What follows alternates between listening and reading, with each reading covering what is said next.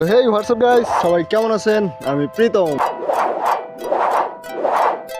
প্রতিদিনের মতন আজকেও আমি ভিডিও শুটে আসছিলাম, ভিডিও শর্ট করতে।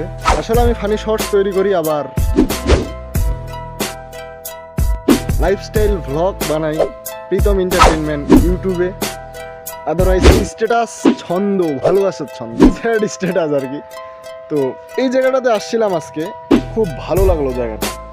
এখানে এই পাশে নদী, প্লাস এই পাশে একটা ঘরের সামনে খাঁচা, আবার এখানে একটা গ্রামীণ একটা খড়ের গাদা, মানে খড়ের পুঞ্জি।